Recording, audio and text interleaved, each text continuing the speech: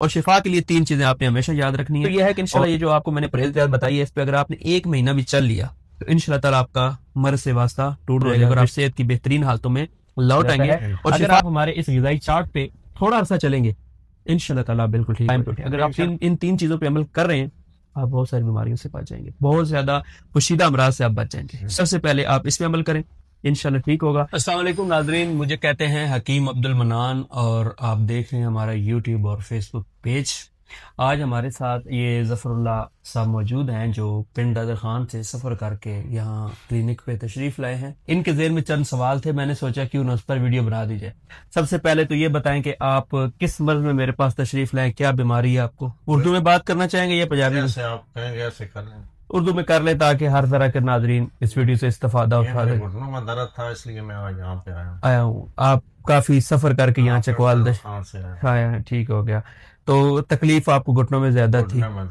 تو میں نے آپ سے پوچھا، آپ کی نبض دیکھی اور آپ سے کیا پوچھا میں نے کہ خالی پیٹ پانی پیتے ہیں؟ آپ نے کہا میں پیتا ہوں. اور بچپن سے آپ کہہ رہے ہیں، مطلب جوانی آپ نے ہوش سنبھالا تب سے آپ نے یہی سنا کہ پانی کے بڑے فائدے. صبح خالی پیٹ پینا چاہیے. ٹھیک ہے، پانی پینے کے مطلب صبح اٹھتے ہی سب سے پہلے آپ پانی پیتے ہیں اور گھر میں بزرگ ابا اجداد شروع سے یہی کرتے ہیں، اسی طرح کرتے ہیں. سب سے پہلے ناظرین یہ ذہن میں رکھ لیں کہ خالی پیٹ پانی پینا جوڑوں کے درد کی بڑی وجہ بنتا ہے، گھٹنوں میں درد کی بڑی وجہ بنتا ہے، معدے کی خرابی کی وجہ بنتا ہے. اور اس پر دلائل حوالہ جات موجود ہیں. طب یونانی و طب اسلامی میں خالی پیٹ پانی پینا کو منع کیا گیا ہے. سب سے معتبر کتاب جو علامہ ابن قیم رحمۃ اللہ علیہ کی طب نبوی صلی اللہ علیہ وآلہ وسلم ہے، اس کا جو حوالہ ہے میں یہ اسکرین پر ساتھ چلا بھی دوں گا. اس کے اندر علامہ ابن قیم رحمۃ اللہ علیہ نے نہار منہ خالی پیٹ پانی پینے کو منع کیا ہے. اور ساتھ ہی انہوں نے نیچے ایک لائن میں لکھا ہے کہ نیم گرم پانی پینا بھارا پیدا کرتا ہے، یعنی وہ بھی فائدے مند نہیں ہے. لوگ آج کل گلاسوں کے گلاس خالی پیٹ پیتے ہیں اور اوپر سے گرم پانی پیتے ہیں. ٹھیک ہے، ان کے خیال میں یہ بہت اچھا پانی ہے. کوئی دلیل کوئی حوالہ نہیں ہے. جس کے پاس بھی کوئی حوالہ ہے یا کوئی دلیل ہے وہ یہی ہے کہ میں نے بزرگوں سے سنا، میں نے دادا سے سنا، میں نے پردادا سے سنا، ہم نے آباء و اجداد سے سنا. جب بات آتی ہے حوالے کی، دلائل کی، تو خاموشی ہو جاتی ہے. تو اگر آپ جوڑوں کے درد میں مبتلا ہو رہے ہیں یا ہو چکے ہیں تو خالی پیٹ پانی پینا بند کر دیں.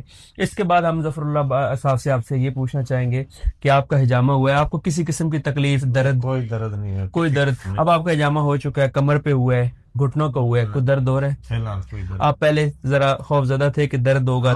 بالکل، مجھے یہی تھا کہ کٹ لگائیں گے درد ہوگا. آپ کو درد نہیں ہوا.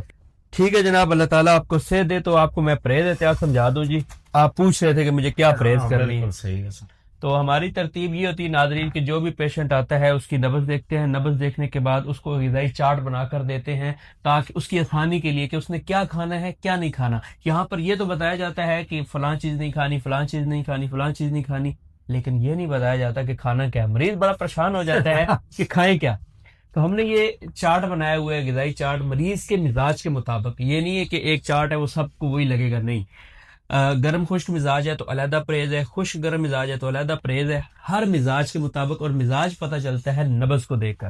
تو ابھی ان کا جو مزاج تھا وہ خشک گرم تھا، اس کے مطابق ان کے اوپر تمام تر بادی چیزیں جیسے کہ آلو، گوبھی، چاول، پالک، موٹا گوشت، چنے مٹر، لونگ، دار چینی، لیمبو، لسی، دہی بند کر دی گئی ہے. اور آپ نے جو چیزیں، جو غذائیں آپ نے کھانی ہیں، یہ میں جن پہ میں نے کراس لگا دیا ہے، یہ غذائیں آپ نے نہیں کھانی.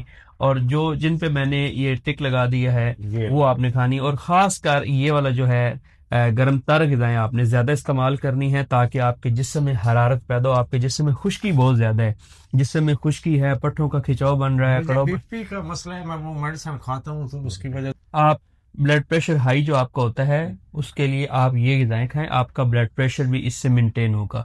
صرف یہ ہم آپ کا علاج گھٹنوں کا نہیں کر رہے. طب کے اندر جو علاج معالجہ ہوتا ہے وہ کسی ایک علامت کا نہیں ہوتا.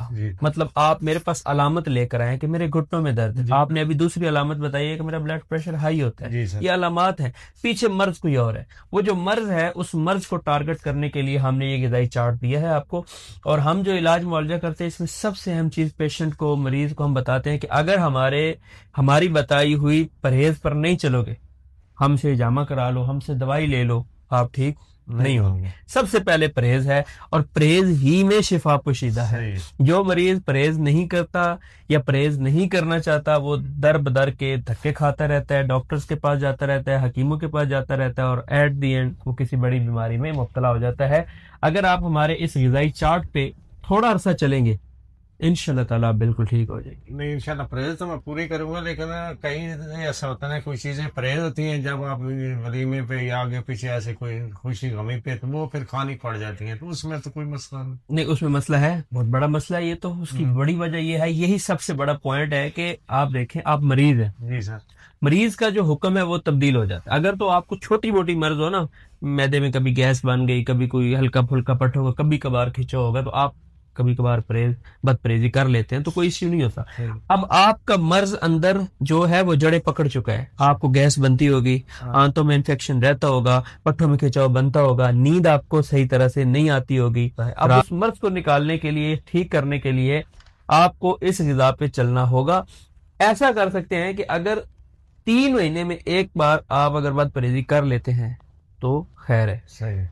امید تو یہ ہے کہ انشاءاللہ یہ جو آپ کو میں نے پرہیز بتائی ہے اس پہ اگر آپ نے 1 مہینہ بھی چل لیا تو انشاءاللہ تعالیٰ آپ کا مرض سے واسطہ ٹوٹ جائے گا، رشتہ ٹوٹ جائے گا، مرض دور ہو جائے گا، اور آپ صحت کی بہترین حالتوں میں لوٹ آئیں گے. اور شفا کے لیے 3 چیزیں آپ نے ہمیشہ یاد رکھنی ہیں. اور ناظرین اس پر ہم نے پہلے بھی ویڈیو بنائی ہے، دوبارہ سے میں بیان کرتا ہوں. 3 چیزیں کیا ہیں کہ روزانہ 4 کلومیٹر چلنا ہے، یعنی 40 منٹ آپ نے واک کرنی ہے، لازمی کرنی ہے. دوسرے نمبر پہ آ جاتا ہے ٹائم پہ کھانا. ایک کھانے سے دوسرے کھانے کا وقفہ آپ کا 6 گھنٹے کا ہونا چاہیے.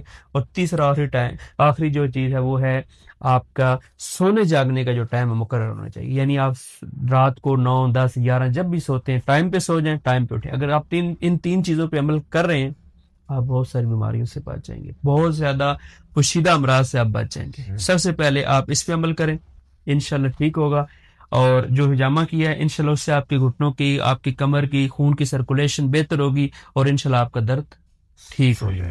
اگر آپ بھی ہمارے کلینک پر تشریف لانا چاہتے ہیں، ہمیں چیک اپ کروانا چاہتے ہیں، تو آپ بھی چکوال شہر میں بھون روڈ پر نیشنل بینک کے سامنے کلینک موجود ہے. ہماری ٹائمنگ صبح 9 سے 2، 2 سے 4 وقفہ، پھر 4 سے رات 7 بجے تک ہوتی ہے. اور ہمارا رابطہ نمبر ہے 031675666709. اگر آپ واٹس ایپ کرنا چاہتے ہیں 033475666709.